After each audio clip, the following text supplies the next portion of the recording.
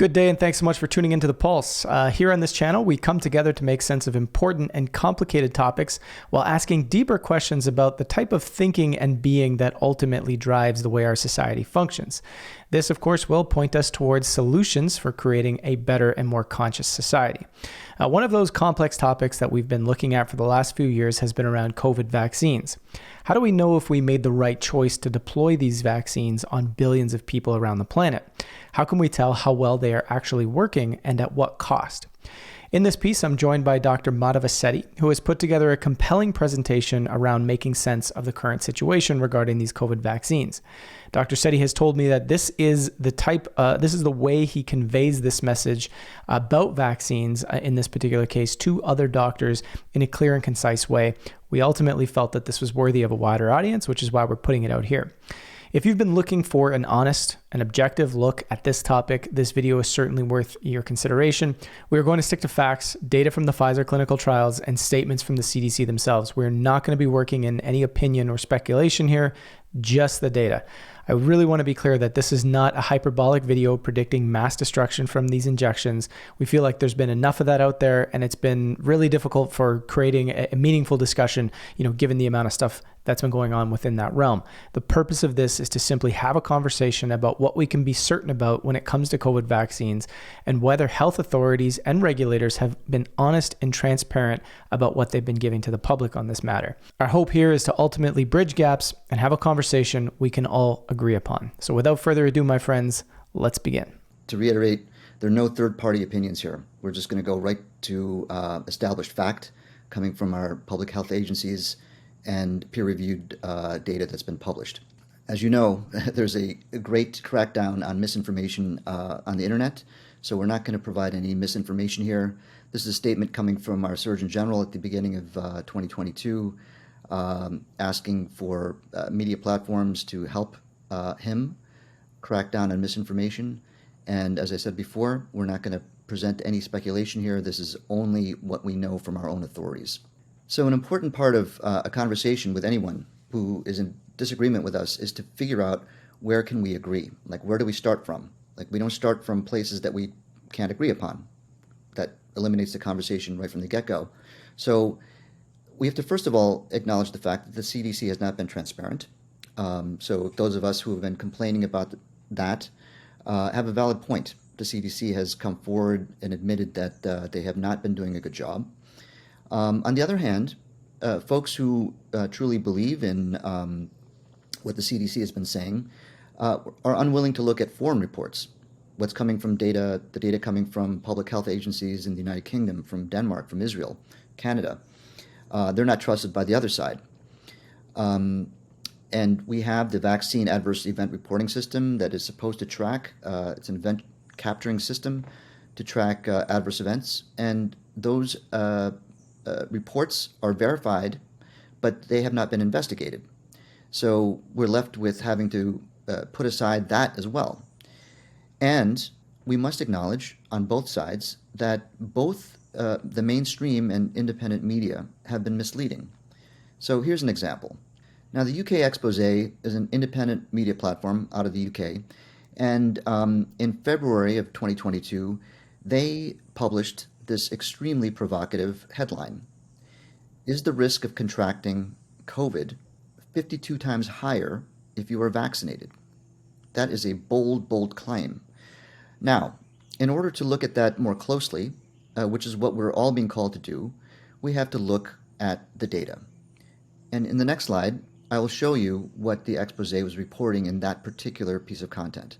What we're looking at here is a bar graph, and the green bar is the incidence of death, or the mortality rate, per 100,000 kids between the ages of 10 and 14 who are unvaccinated.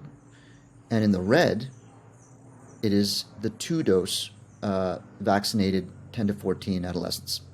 As you can see, the rate in the vaccinated kids is way, way higher. In fact, it is 52 times higher than what is in the unvaccinated group. So if we were just going to look at this as it stands, we could make the argument that, boy, it's a huge danger in getting vaccinated. But if you look at the raw data that was used to come up with these figures, the problem is that the group of unvaccinated kids is huge, over 1 million, compared to the vaccinated group of 10 to 14-year-olds. What that means is that we're looking at two very large, two populations that are very, very different in size, which means a single or a small group of deaths in the vaccinated group will have an enormous effect on the rate of mortality. And to summarize what this data actually represented was the fact that there was only about 4,000 10 to 14-year-olds who were fully vaccinated, and there was only 4 deaths in that group, compared to a group of unvaccinated 10 to 14-year-olds that numbered almost 1 million, and there were only a handful of deaths in that group as well, which is why the mortality rate in the unvaccinated was so much lower. So my point here is that this is a misleading graph. It is a true graph, but it doesn't actually give you the risk of getting vaccinated, because we don't know what these kids died of. Perhaps the group in the vaccinated, fully vaccinated 10 to 14-year-olds, maybe they died in a motor vehicle accident. Maybe it was all, suicide. We don't know what the answer is. They didn't give us the causes of death. But this is an example of how independent media has been misleading with those kinds of headlines. But they're not the only ones. Now let's look at what mainstream has done in the past. Yeah, just to be fair, I mean, this is essentially we're looking at stuff being pulled out of context, which has kind of been the trick either on the independent side or on the mainstream side, providing data without context and making it seem like something that it's not. Yes, Joe, that's absolutely right. And to be fair to the UK expose, the context was given, but you have to look deeply into the data and you have to examine it for what it is. Now, here's another example of how the mainstream media was distorting the data. I think we all remember this because this was being echoed on mainstream platforms by Rochelle Walensky, who is the director of the CDC, and as we know, Anthony Fauci, the director of the NIAID.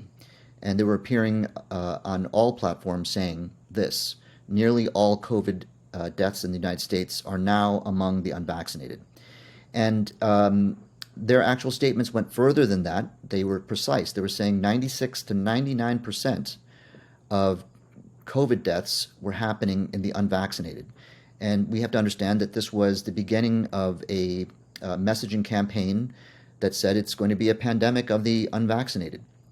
And so when I saw this, I looked at it very closely because when we looked at the trials, and we'll get to the trials in just a moment, the efficacy of the vaccines in preventing serious COVID-19 was 90%, 90%. And when Dr. Fauci and Rochelle Walensky come out and say that it's 99% effective in preventing deaths, that is a huge statement about the vaccine's efficacy.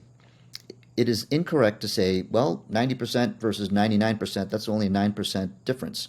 That's actually not the way to interpret those numbers, because the efficacy of the vaccine is a matter of comparing, is a ratio between who is succumbing to these outcomes in the unvaccinated versus the vaccinated. So when the vaccine trials said that there were a 90% efficacy, that means the group of people who are getting sick in the unvaccinated were 9 times higher than in the vaccinated. 90%, that's what that means. So when Fauci and Walensky are now saying 99% are happening in the unvaccinated, that means that the ratio between the unvaccinated and vaccinated is now 99 times. That is a factor of 11 times more than what the trial said, which is why I was skeptical of these kinds of comments. And so when we start to examine how were they making these conclusions, where was the data? The CDC at the time was not telling us what the rate of infections or deaths were in both groups. They were not publishing that data. It was not to be found on the CDC. So where did the Associated Press go to come up with those conclusions? What they did was they went to state data.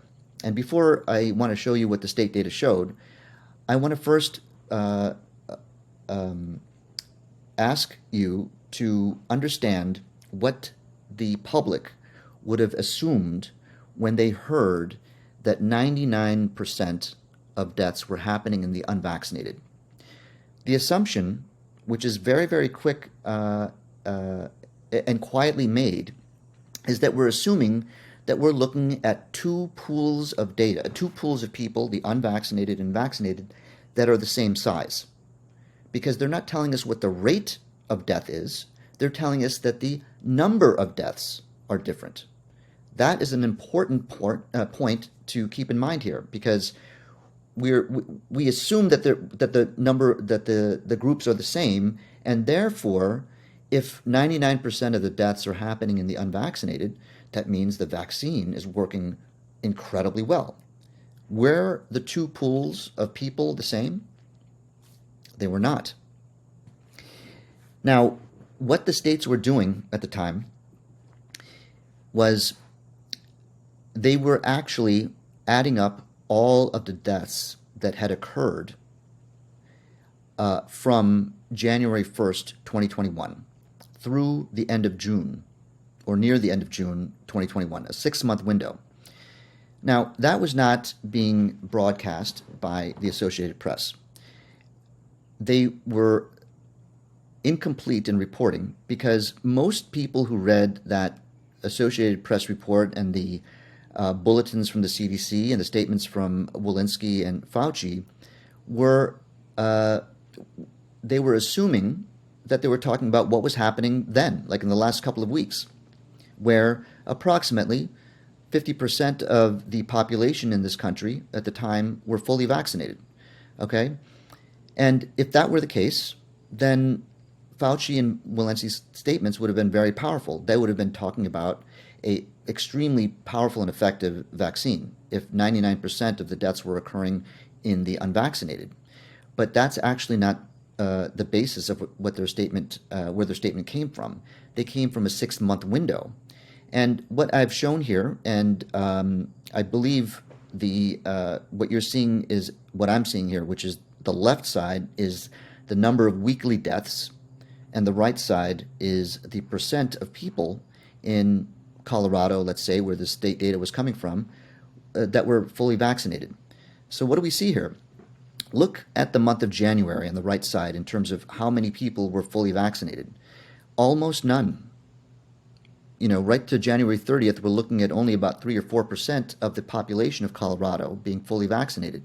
But look at the number of deaths that were occurring in that month. That's where the peak, the winter peak of deaths and infections were occurring in the country.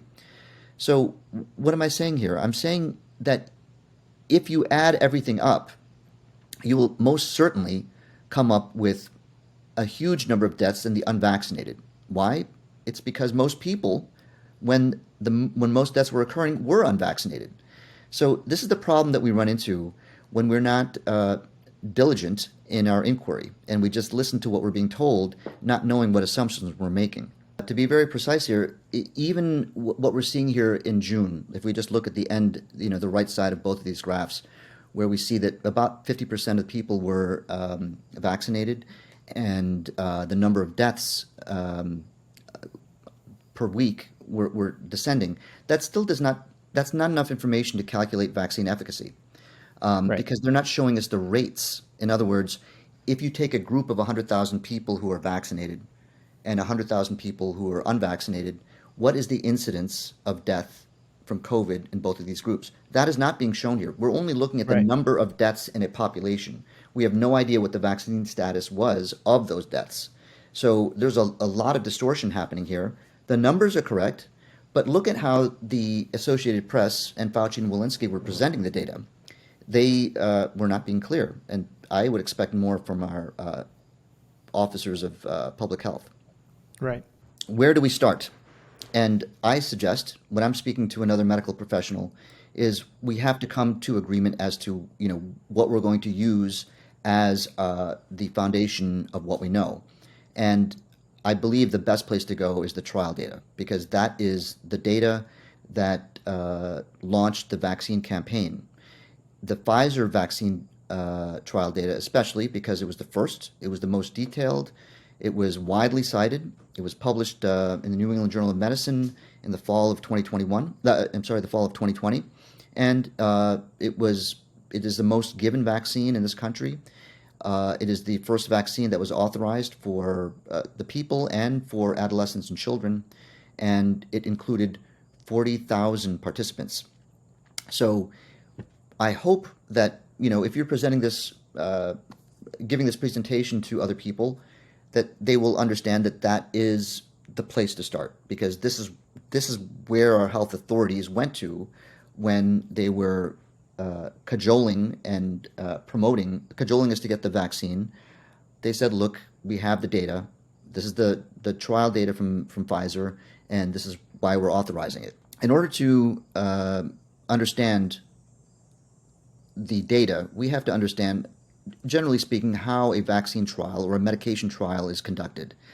What we do is we take these 40,000 people and we divide them into two groups that are matched in terms of their comorbidities, their age, all of these things, and we give half of them a placebo and half of them the vaccine, and then we wait around.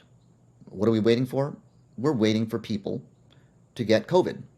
And then we compare how many people in the vaccine group got COVID to how many people in the placebo group got COVID. And then you compare the two. And based on that, you calculate what is called the vaccine efficacy. So it is really important to understand that the vaccine efficacy is a function of relative risk. So if there were, in this situation with the Pfizer vaccine trial, in preventing severe COVID, we have to remember that that's what the vaccines were all about. They weren't about preventing COVID. They were about preventing severe COVID, the kind of COVID that will land you in a hospital or in an ICU. That's why we were giving the emergency use authorization, was to prevent severe COVID, thereby flattening the curve, and our health facilities would not be overburdened by a lot of people dying. So what happened in the Pfizer vaccine trial? Well, the calculated vaccine efficacy in preventing severe COVID was 90%. That means 9 times more people in the placebo group got severe COVID than in the vaccine group. Now, I think it's worthwhile to explain something that is essential when trying to understand what vaccine efficacy is. We have to understand what relative and absolute risk is. So what I'd like to do here is let's drop the vaccine for a second and just talk about the lottery, okay? And the reason why I think this is helpful is, we understand what the lottery is. Let's assume that the chance of winning the lottery with one ticket is 1 in a million, just for demonstration purposes, okay? What would be the chances of winning the lottery if you had 2 tickets? Well, the answer is 2 in a million, right? So, how much greater are your chances of winning the lottery if you have 2 tickets? Well, it went from 1 in a million to 2 in a million. So the advantage of buying another lottery ticket is 1 in a million. That is the absolute increase in your chance of success is 1 in a million by buying a lottery ticket, a second lottery ticket. On the other hand, if we were to use the same example with 1 ticket versus 2 tickets and look at the relative increase in chances of winning the lottery with 2 tickets compared to 1, the risk is twice, the advantage is twice as much. So the efficacy, if you will, in buying a second ticket is 50%. Okay? So this is extremely important because when we're talking about the efficacy of buying a lottery ticket, you can say it's 50%. It's 50% more. You should have another ticket.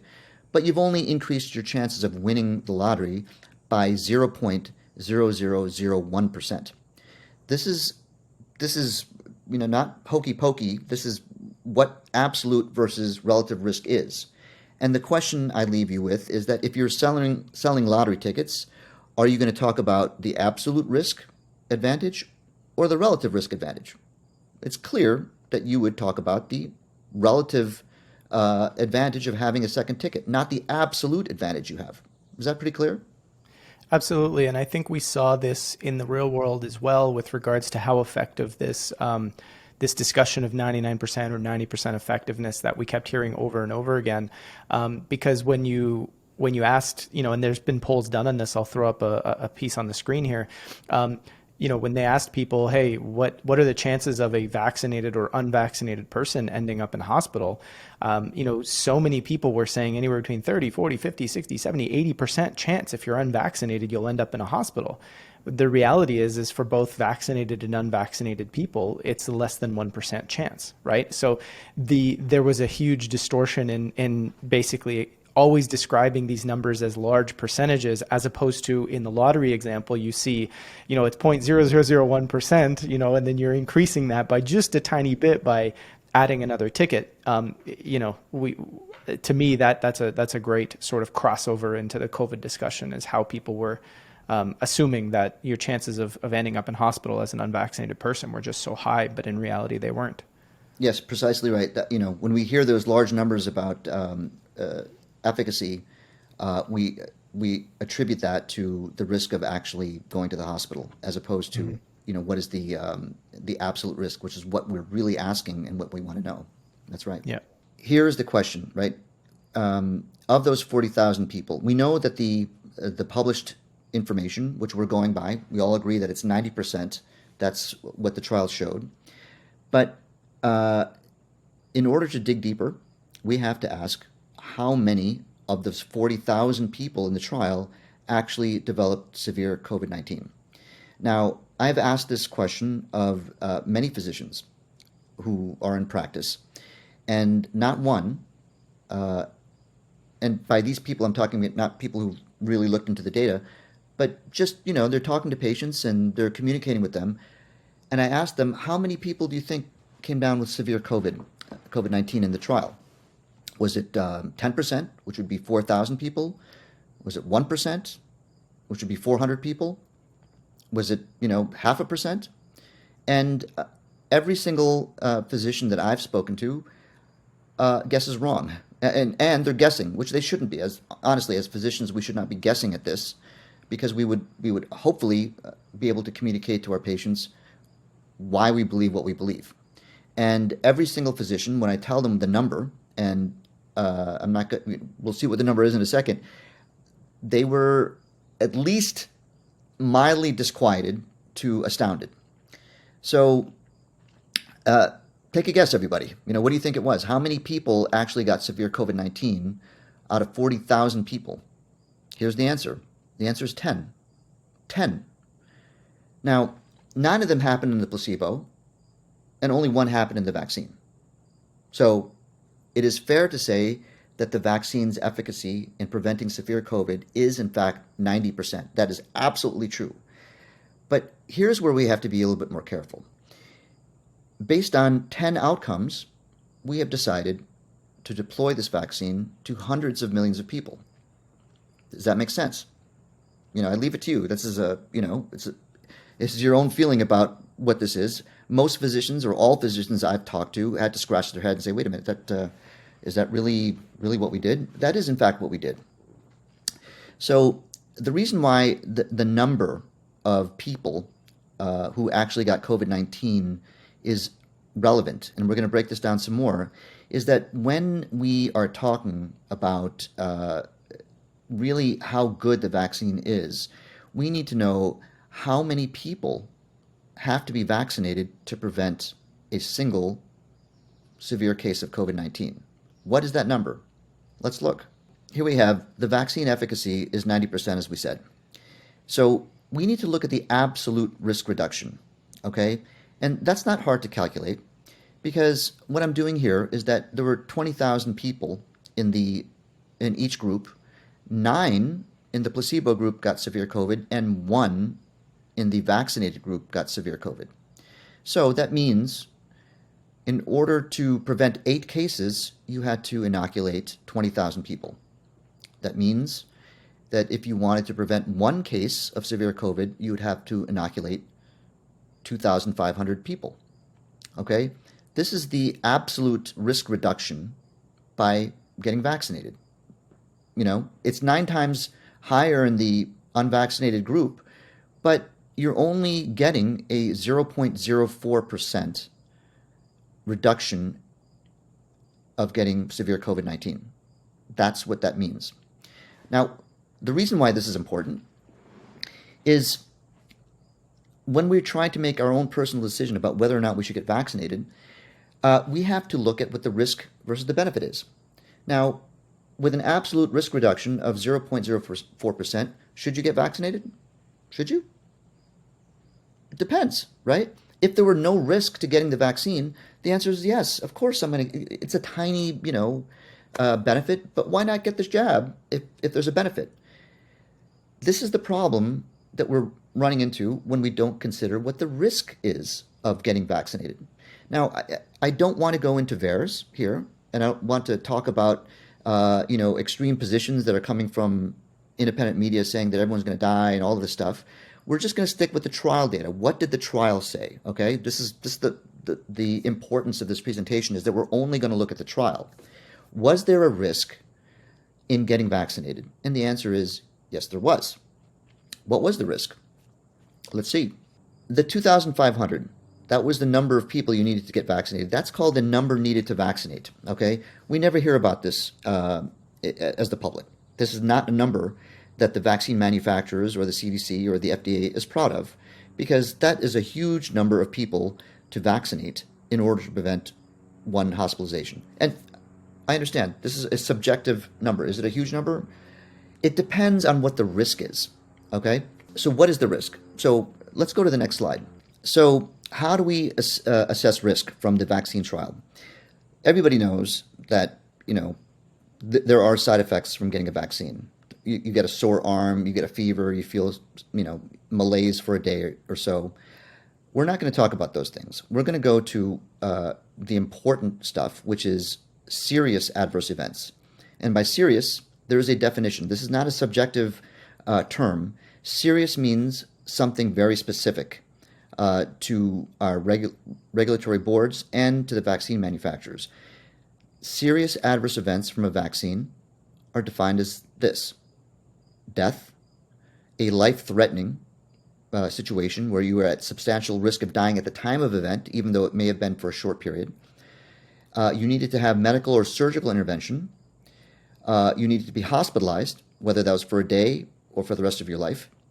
You ended up with a permanent disability, or you had an incidence of a birth defect or a congenital abnormality. That's what serious adverse events mean. As you can see, these are really serious. And I believe this is about as close as you can come to in comparing apples to apples. Like if we're talking about severe COVID, one that puts you in the hospital, what's the risk? Well, let's look at the serious adverse events, things that could put you in the hospital. And even though we have these 6 things, there's also a great spectrum of how serious these things are. Death is pretty serious, right? Compared to hospitalization for a night, and then you go home. It's serious, but it's not that serious. So even when we're looking at the formal definition of serious adverse events, there is also a broad spectrum of what we're talking about. But this is the definition of serious adverse events. Now, what was the risk of getting a serious adverse event if you got vaccinated? 126 people in the vaccine group out of 21,621 was noted by the primary investigators to have had a serious adverse event. That's 0.6%. That's 6 in 1,000. Okay? Now, if we're going to make the comparison, if you need to vaccinate 2,500 people to prevent one severe COVID case, that will result in 15 serious adverse events. You can't escape that number. Now, does that mean you should get vaccinated? It depends, right? But I would suggest that we really need to look hard about lining up for the jab, because if we're comparing apples to apples, it clearly points to the fact that we should probably not get vaccinated. I'm not giving you medical advice, everybody. I'm not spreading misinformation here. I'm just saying this is what the numbers showed. The risk of getting a serious adverse event is way higher than preventing severe COVID-19. 15 serious adverse events versus 1 severe COVID prevented. In my mind, this is not a very good therapy, but that's what the trial showed. I hope we can all agree upon that. Just a quick question for people who might be wondering, maybe you have a perspective on this. Would people expect, is it expected that this same ratio would turn up once it gets deployed to millions of people?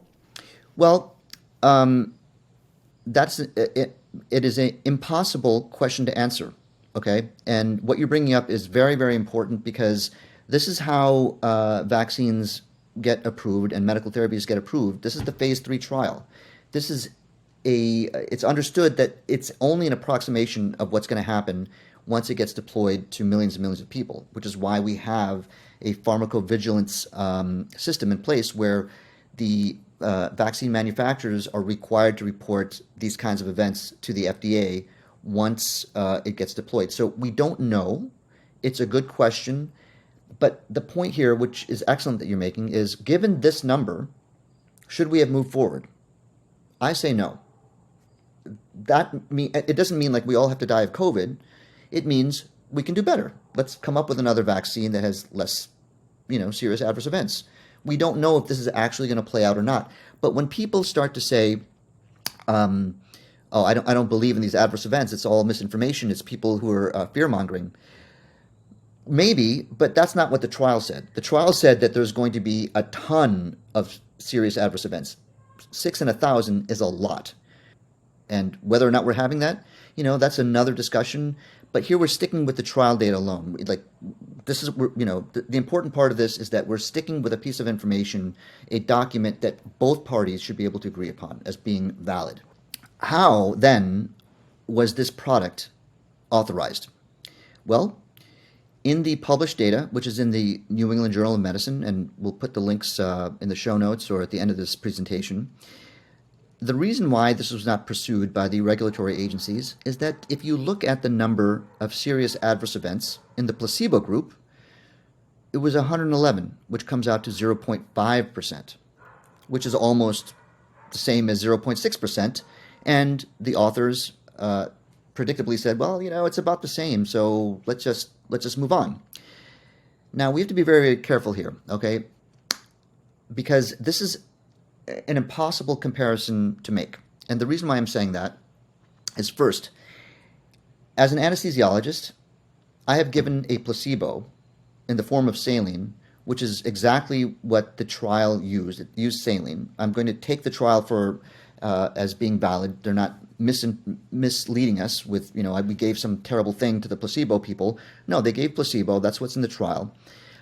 There's no way that 5 in 1,000 people ended up with those kinds of serious adverse events from saline injection. I've done it to 20,000 people myself, and I've been in very large groups. This has never, ever happened. Maybe with an antibiotic, with a drug, but never saline, not even once in my 20-year-long career. So what is this number really saying? What this number of 0.5% is saying is that this is the background rate of people getting serious adverse events or those kinds of 6 conditions in the general population. That's what they're trying to say here. Now, is it true? Is it possible that 5 out of 1,000 people over a 6-week to 8-week period ended up in the hospital for whatever reason? I don't know. And the reason why I don't know is that this is a very, very difficult number to calculate because they have not told us who were the ones that ended up in the hospital. Who were the ones that had a permanent disability? Were they the elderly? Or were the young and more healthy? Most of the people in the trial were pretty healthy. Now, the other problem we have here is, how do we know if the people in the placebo, the vast majority of them, were given a serious adverse event because they had a headache afterwards and they were sent to the emergency room and they got Tylenol and a head scan and said everything is okay and you can go home, and they recovered. But all of the people in the vaccine group ended up with a permanent disability. We don't know. We don't have any granularity as to, there's a big spectrum of serious adverse events. We don't know. We're not told that. But we are told that the incidence is about the same. And this is why it's very problematic. The other possibility that's going on here is that the investigators were sending placebo recipients who had complaints to the emergency room because they were trying to hide the deleterious effect of their vaccine by increasing the number of serious adverse events in the placebo group. However, that is a huge accusation, and I have nothing to back that up. Okay? And the reason why I can't back that up is that the trial was blinded. The investigators themselves did not know who was getting the placebo and who was getting the vaccine. So I cannot make that accusation. That is unfair. However, someone else made that accusation. Now, Joe, you covered on the Pulse the story of Brooke Jackson. She was a trial coordinator, an experienced trial coordinator that was working for a CRO. It's a clinical research organization used by Pfizer in Texas called Ventavia. And she noticed that protocols were not being followed. And she was very, very angry about it. And she reported this to the FDA, and she was fired within 24 hours. Now, this was happening during the trial, and this did not come to public attention until almost a year later, when the British Medical Journal reported the story of Brooke Jackson, and her story is out there right now. The point I'm trying to make here is that her allegation is that the final point here, the investigators were unblinded. They saw who was getting what. Now, that is an enormous accusation because that essentially invalidates the entire trial for the very reason why I just explained. Because if the investigators know who's getting what, it's very easy to manipulate the data. Okay? And the question is, why should we believe her? This should be our question. If we're truly interested in being very objective, why should we believe Brooke Jackson? Is she a whistleblower? Or is she a anti-vax nut job looking to derail the vaccine campaign for some ulterior motive? All of this depends on the media. If they're going to portray her one way, then this is a serious allegation. We should stop all vaccination. On the other hand, if they portray her as a unworthy voice in this, then we should just proceed. So what do we have to go on besides her statements and this peculiar rate of 0.5% serious adverse events in the placebo group?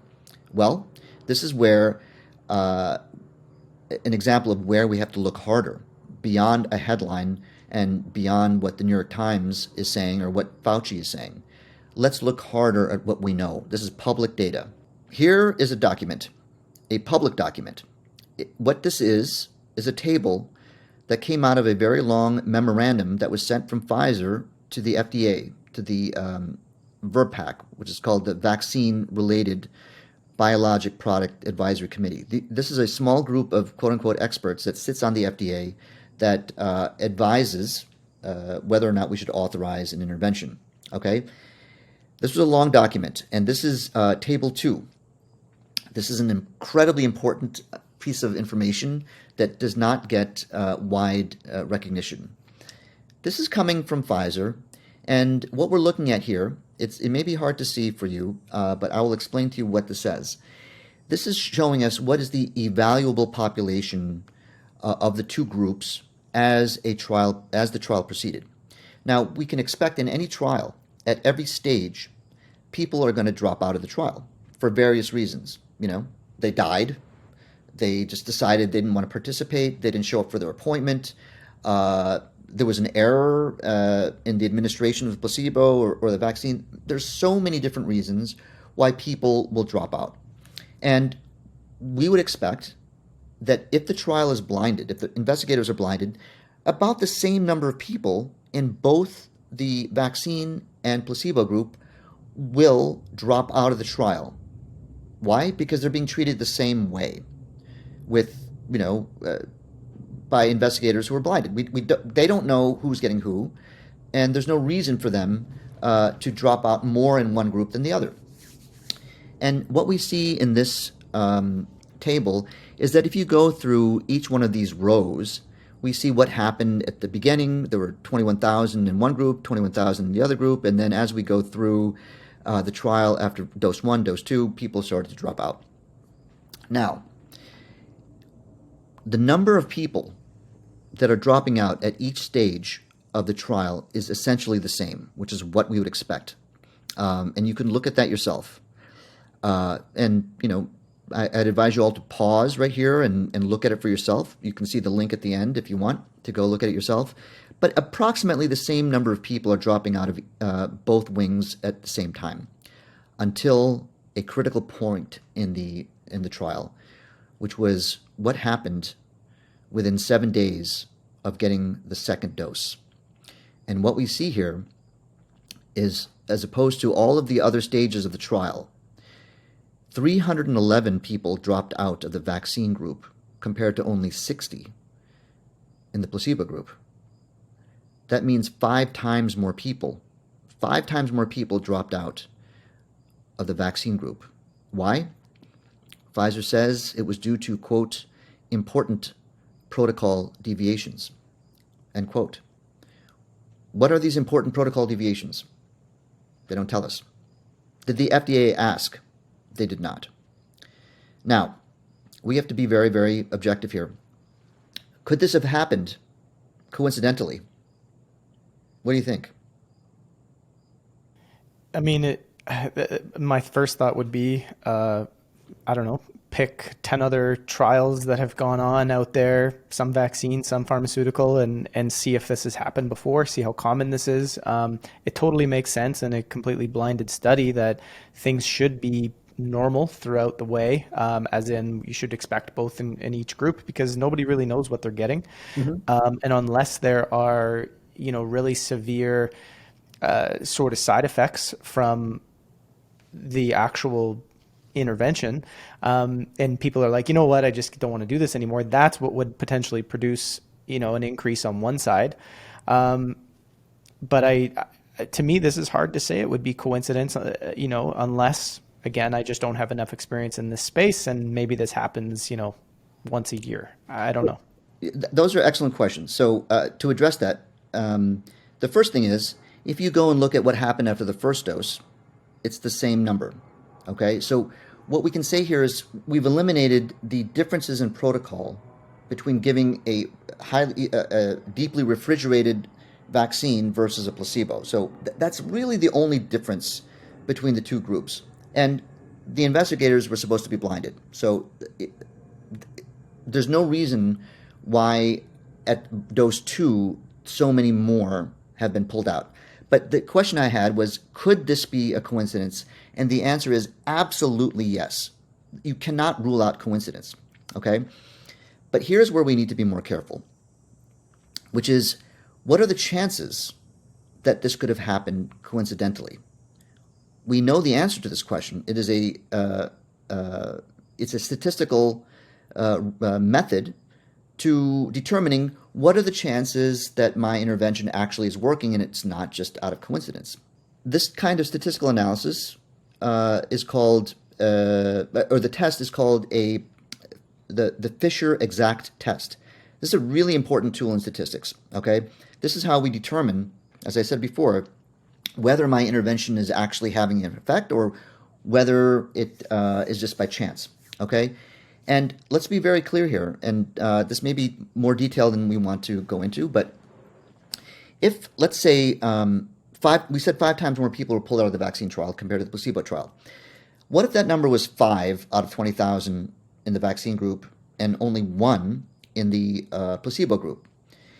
Now, that has a higher potential of coincidence because it's the handful of people. But that's a different possibility than 300 versus 60. Okay, that is a stronger trend that points to something that was not coincidental.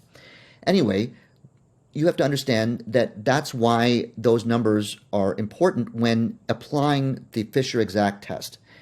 If you put the numbers in, we can say with certainty that the chance that this could have happened coincidentally is less than 1 in 100,000.